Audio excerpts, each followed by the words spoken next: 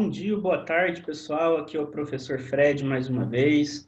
E hoje nós vamos trabalhar com a área de linguagens, tá certo? Do PET, volume 4, sendo que dentro da área de linguagens é o conteúdo de artes, a segunda semana, tá ok? Do volume 4. E vale ressaltar também que dentro da área de linguagens estão os conteúdos de língua portuguesa, língua inglesa e artes, tá ok? Vale ressaltar também que essa teleaula vai estar disponível na plataforma do YouTube como mais uma opção de acesso para o seu responsável, para que ele tenha mais uma opção para fazer essa teleaula chegar até você.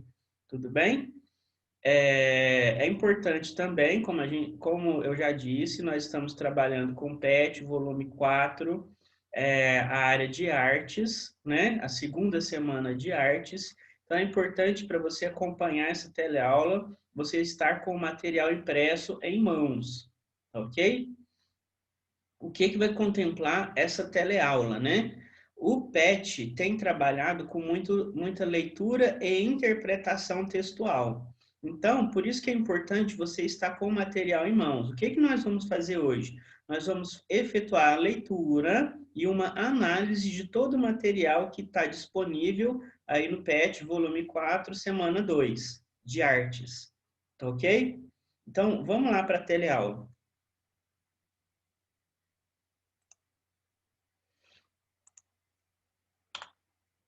As principais formas contemporâneas de artes plásticas.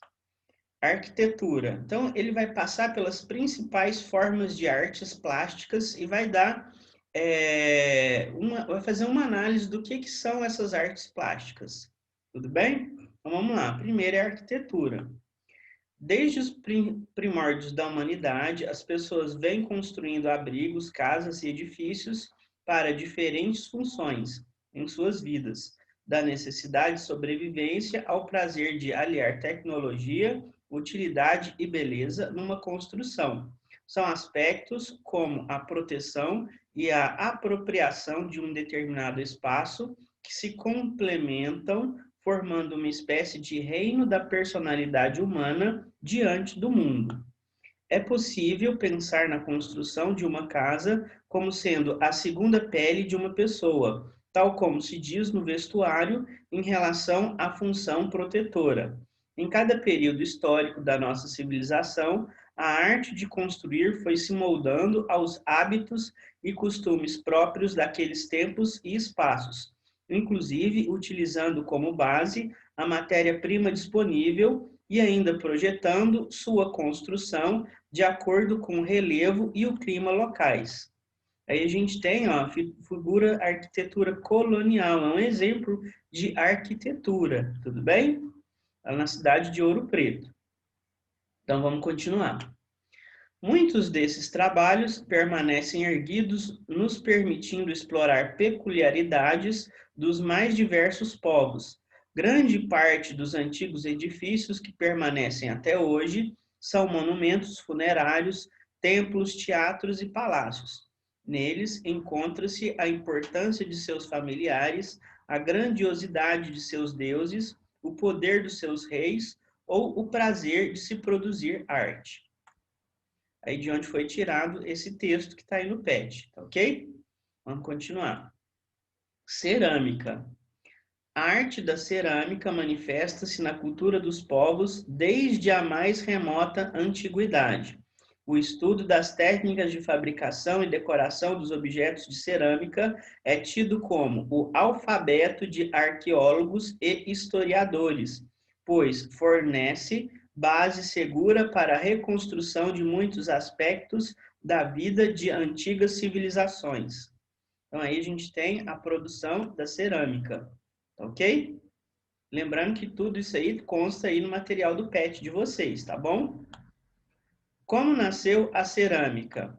Possivelmente as primeiras pessoas que povoaram nosso planeta há milhares de anos se deram conta de que seus pés deixavam marcas no barro e que estas, ao secar, conservavam sua forma.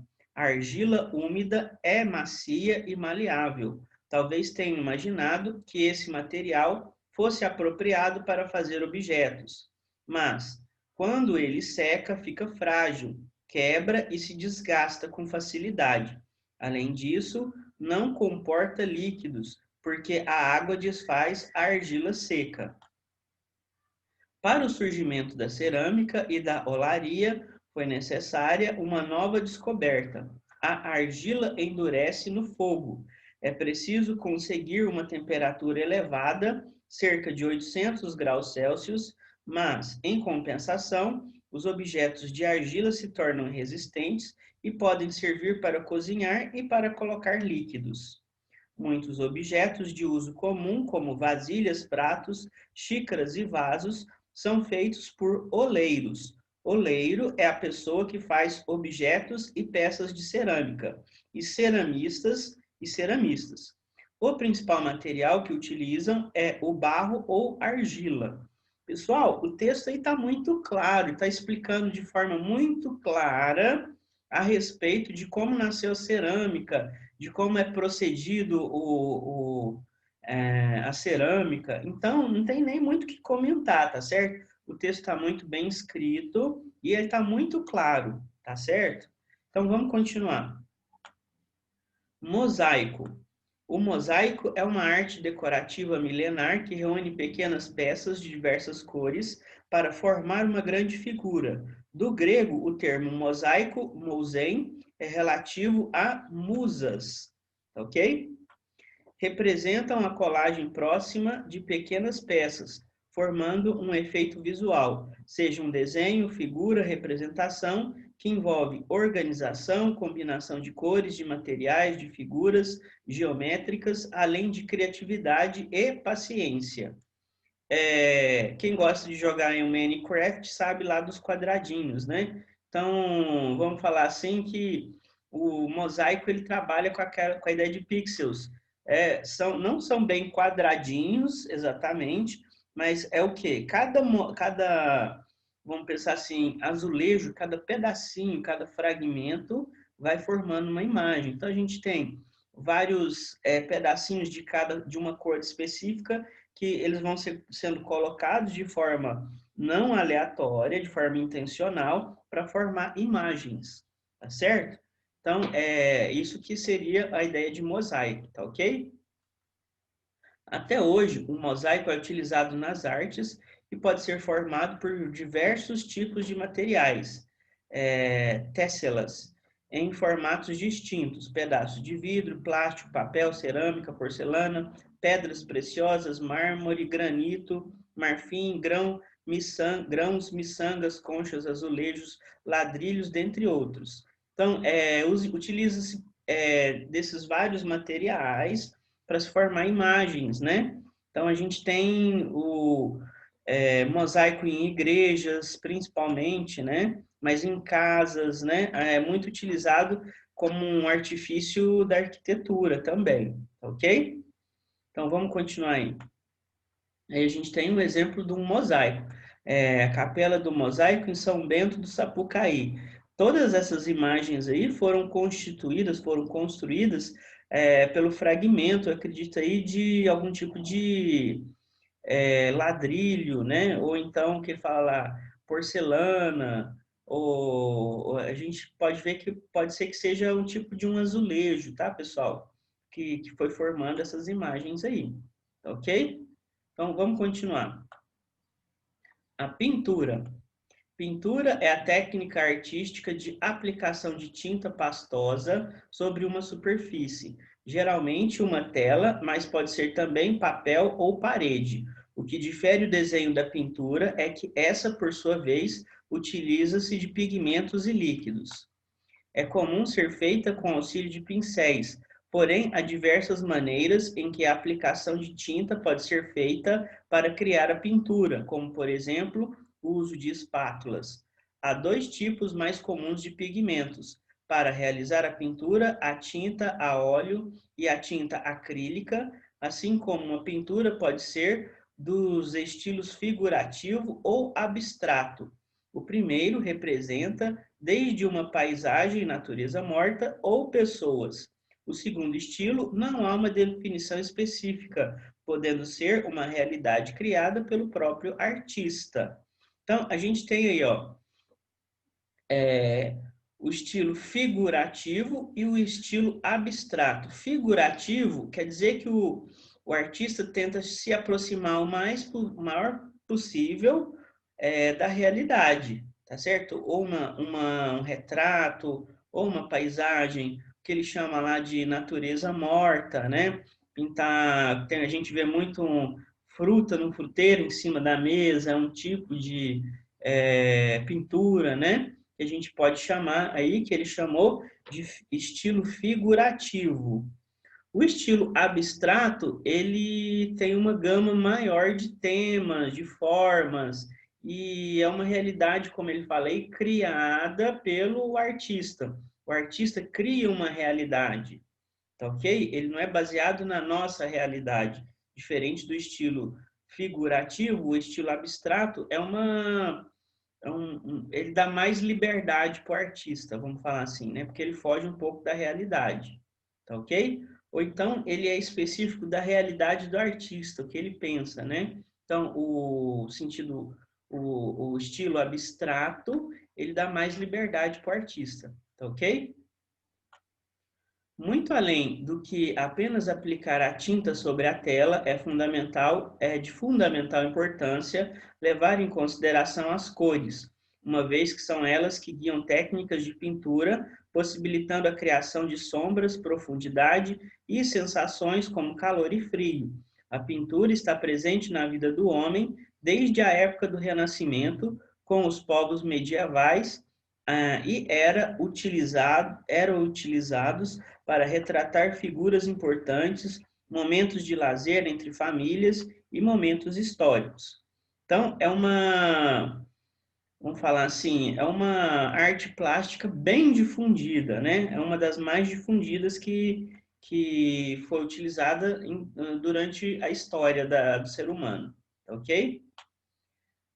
A pintura pode ser dos seguintes gêneros: autorretrato, retrato que o artista faz de si mesmo; ícone, ícone é toda representação de figura, de uma figura religiosa, né, que a gente pode chamar de arte sacra, né? O ícone está dentro disso daí.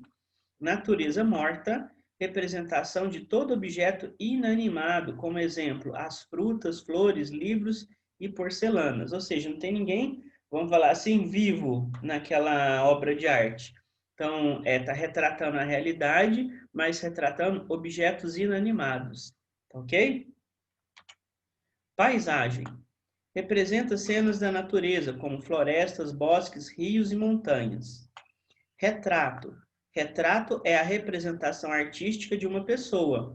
Isso aí deixou de ser menos utilizado depois que inventaram a fotografia, né, pessoal? Assim como a paisagem, tá certo? Vamos falar assim que a fotografia também é considerada uma forma de arte, tá certo? É uma forma de arte contemporânea que fez com que a paisagem, o retrato, fossem menos utilizadas, tá ok? Então vamos continuar. Abstrata.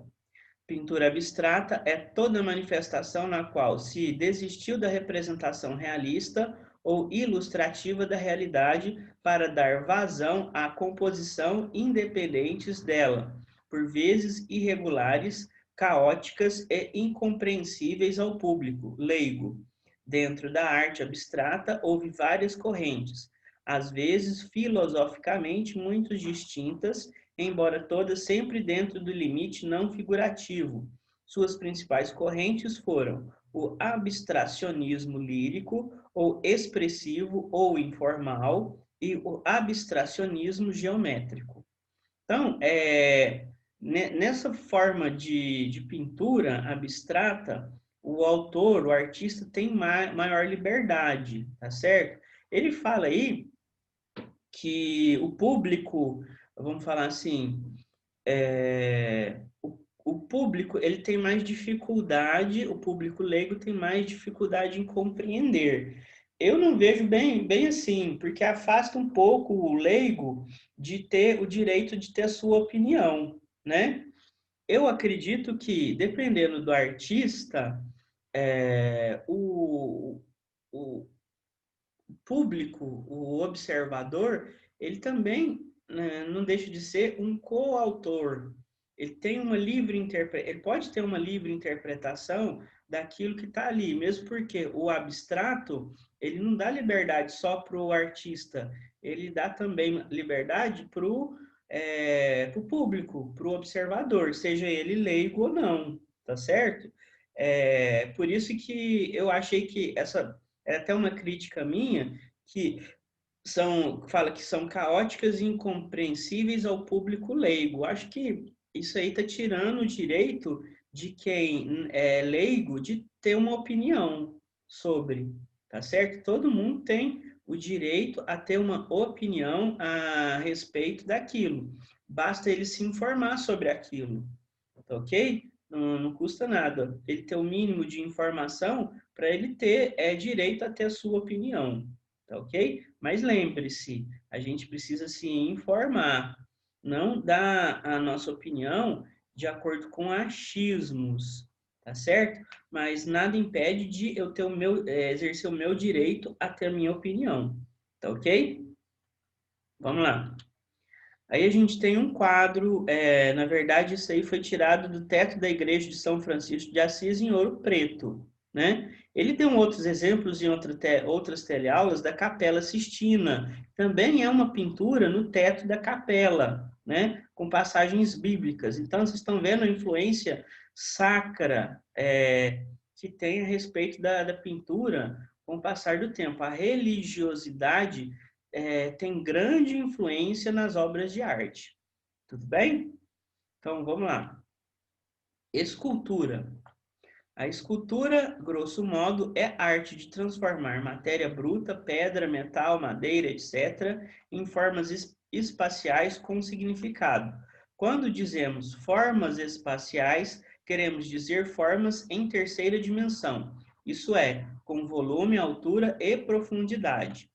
Das artes plásticas, a escultura é uma das que mais estabelecem interação com o grande público. Isso porque, geralmente, elas são pensadas e produzidas com a finalidade de ocupar espaços públicos. É assim, por exemplo, com os conjuntos esculturais gregos e romanos, mas também com as esculturas produzidas na época do Renascimento ou em esculturas de religiões tradicionais como o budismo e o hinduísmo. Então, eu falei a respeito na última teleaula da Pietà, e nesse material aí, na semana 2 do PET, ele vai dar exemplo exatamente de escultura da Pietà, tá certo? Então, é um dos exemplos mais populares a respeito de escultura, que foi esculpida no mármore, tá ok? Então, agora mesmo vai chegar aí o exemplo da Pietà, tá bom? Muitas vezes, as esculturas são também projetadas para acompanhar complexos arquitetônicos, com o objetivo de compor um conjunto artístico harmonioso.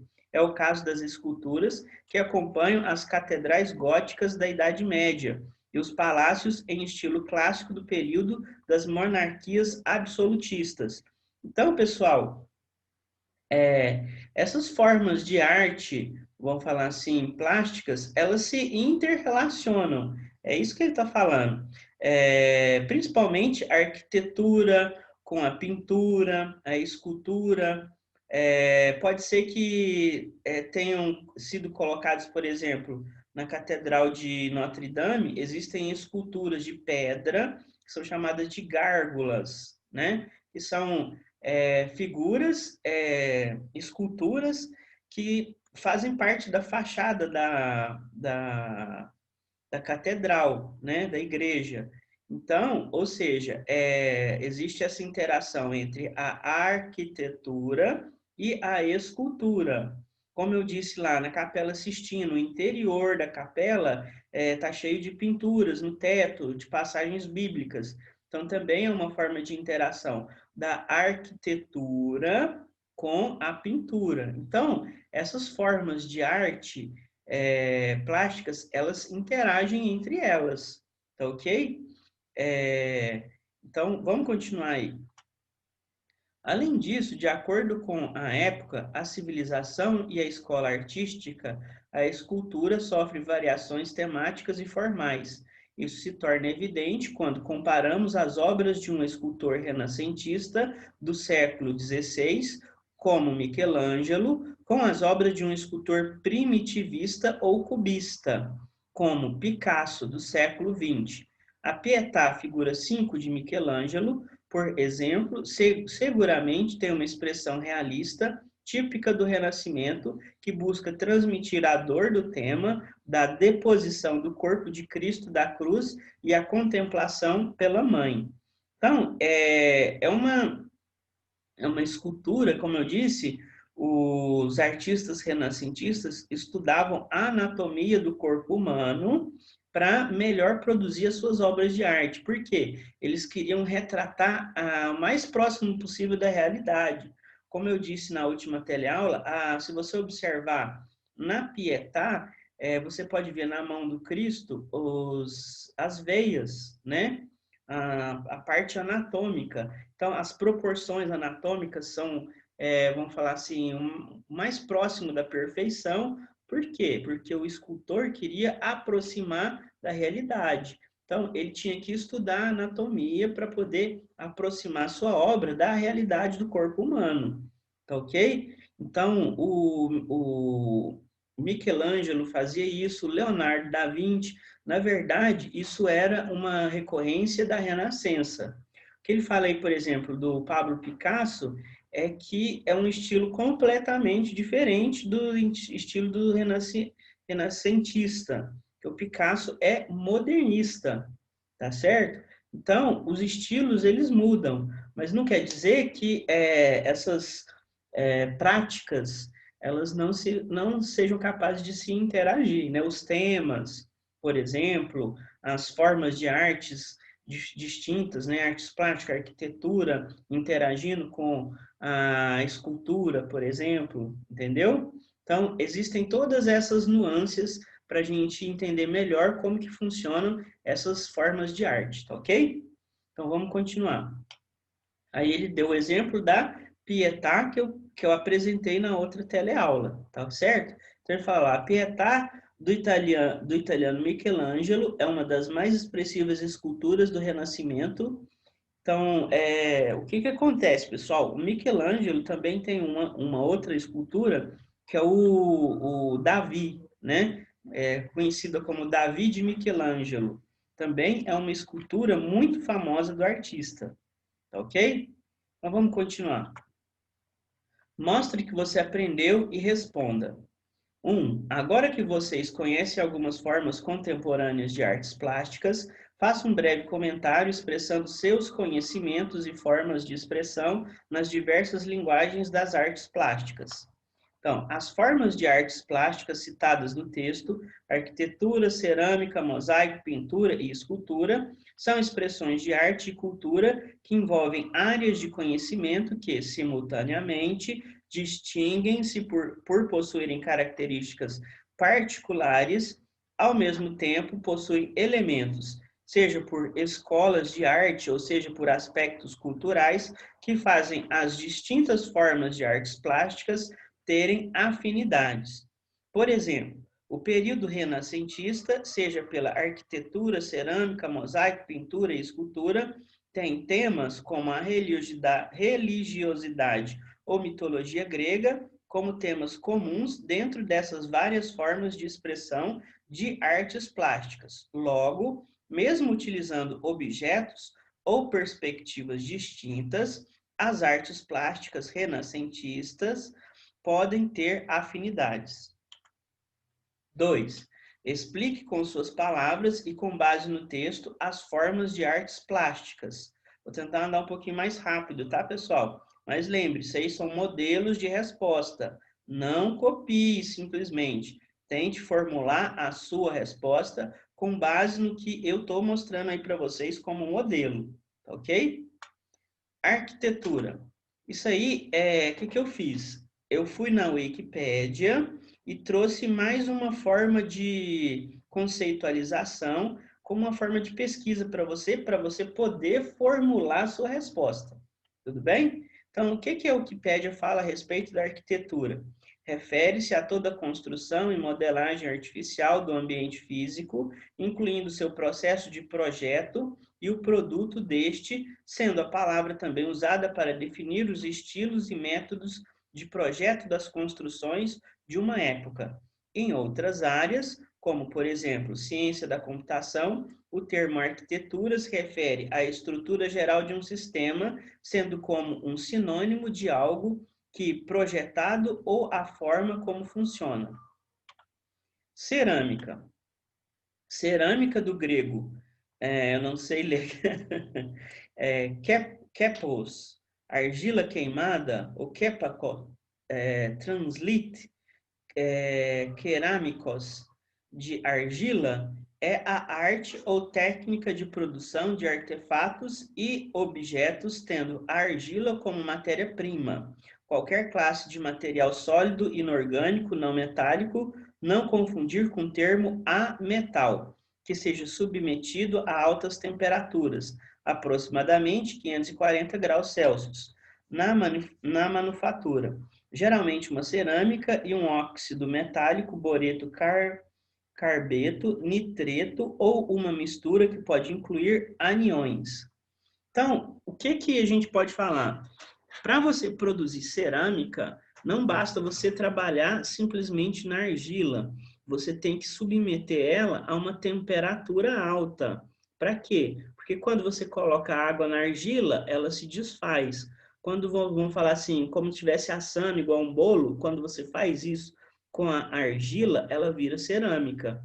É isso que está sendo falado. Ele usou o termo lá no texto do PET, olaria. Olaria são as fábricas que fabricam telhas e tijolos, mas a produção de telha e tijolo é a mesma da cerâmica, é o mesmo processo, tá ok? Eles usam a argila para produzir lá o formato do tijolo, da telha, e depois eles colocam aquela argila no forno, tá ok? Então, utiliza-se muito carvão mineral, durante o processo de produção da cerâmica, tá ok? Então, vamos continuar. Mosaico. É possivelmente uma palavra de origem grega, obra das musas. Embora a técnica seja antiga, isso aí foi falado também no material do PET, tá certo, pessoal? É um embutido de pequenas peças, tecê-las de pedra ou de outros materiais, como plástico, areia, papel ou conchas, formando determinado desenho. O objetivo do desenho é preencher algum tipo de plano, geralmente piso ou parede. É uma modalidade de arte decorativa milenar que nos remete à antiguidade greco-romana, quando teve seu apogeu. Na sua elaboração, eram utilizados diversos tipos de materiais. A gente pode perceber também que existe muito material reciclável, de material de demolição, que pode ser reutilizado nesse tipo de arte, tá ok? Então, o mosaico pode ser que, vamos falar assim, trabalhe muito possa trabalhar, dê mais possibilidade de trabalho com a reciclagem, tá ok? Mas isso é uma opinião minha, tá bom, pessoal? Vamos continuar. Pintura. Refere-se genericamente à técnica de aplicar pigmento em forma pastosa líquida ou em pó a uma superfície a fim de colori-la, atribuindo-lhe matizes, tons e texturas. Isso aí é termo técnico da pintura, tá, pessoal? Não vamos preocupar com isso por enquanto, não. Em um sentido mais específico, é a arte de pintar uma superfície, tais como papel, tela ou uma parede, pintura mural ou afrescos. Devido ao fato de grandes obras de arte, tais como a Mona Lisa e a Última Ceia do Renascimento de Leonardo da Vinci, serem pinturas a óleo, a técnica é historicamente considerada uma das mais tradicionais das artes plásticas. É o que eu tinha falado, é uma das mais populares durante os tempos foi a pintura. Tem um termo ali que a gente fala de afresco, é quando a pintura é feita, por exemplo, dentro de igrejas, o topo da Capela Sistina, por exemplo, pode ser considerado um afresco, tá bom, pessoal? Então, isso que é esse termo, tá ok? Com o desenvolvimento tecnológico dos materiais, outras técnicas tornaram-se igualmente importantes, como, por exemplo, a tinta acrílica. Então, relembrando, pessoal, isso é uma pesquisa que eu fiz para você. Caso você não tenha acesso à internet, caso você esteja assistindo essa teleaula por outros meios que não sejam os da internet, eu trouxe essa pesquisa para você como mais uma forma para enriquecer aí o seu teletrabalho, tá bom? Então, vamos continuar. Escultura é uma arte que representa ou ilustra imagens plásticas em relevo total ou parcial. Existem várias técnicas de trabalhar os materiais, como a cinzelação, fundição, moldagem ou aglomeração de partículas para a criação de um objeto. Cinzelação, pessoal, é o que o Michelangelo fez lá na Pietà, tá certo? Ele usou ferramentas e ia esculpindo a pedra bruta até formar aquela imagem lá. É claro que ele usou de várias técnicas, mas a cinzelação eu acredito que é a mais que ele mais utilizou. A fundição é quando você derrete um metal e coloca ele dentro de um molde, e aquele molde vai assumir o que está dentro ali do molde, o metal, depois que ele esfriar, vai assumir a forma da escultura, tá certo? Moldagem, vamos pensar assim, seria o que a gente pegar um material bruto e moldando ele, tipo uma argila mesmo, tá certo? Também pode ser considerado uma forma de escultura, o trabalho na argila, tá certo? Ou a aglomeração de partículas para a criação de um objeto. Então, essas aí são algumas técnicas que a gente pode observar no caso da escultura. Então, a gente tem lá, ó, a gente pode usar o bronze, que é o material que vai ser usado na fundição, o mármore, que é na cinzelação, a argila, a cera ou a madeira vão ser usados na moldagem, tá ok? Vamos continuar aí, ó. Número 3. Observe os trechos abaixo e escreva qual forma de artes plásticas está correspondendo. Então, vamos para o primeiro trecho. Isso são as formas de arte que a gente, artes plásticas, a gente está analisando aí nessa aula do PET, tá bom? Que é a arquitetura, a cerâmica, o mosaico, a pintura, a escultura e a escultura. A primeira lá, ó, é a arte de transformar matéria bruta, pedra, metal, madeira, etc., em formas espaciais com significado. Quando dizemos formas espaciais, queremos dizer formas em terceira dimensão, isto é, com volume, altura e profundidade. Qual arte plástica que é essa, pessoal? É a escultura, tá certo? A próxima. É comum ser feita com auxílio de pincéis, porém, há diversas maneiras que a aplicação de tinta pode ser feita para criar a pintura, como, por exemplo, o uso de espátulas. Essa arte plástica aí é qual, pessoal? É a pintura, certo? A próxima.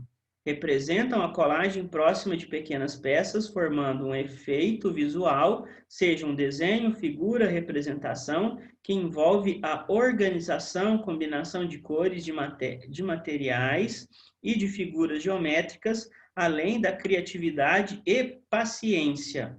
Essa daí é o mosaico, tá certo, pessoal? A próxima. Muitos objetos de uso comum, como vasilhas, pratos, xícaras e vasos, são feitos por oleiros. Oleiro é a pessoa que faz objetos e peças. O principal material utilizado é o barro ou argila. Qual é essa arte plástica, pessoal? É a cerâmica, ok?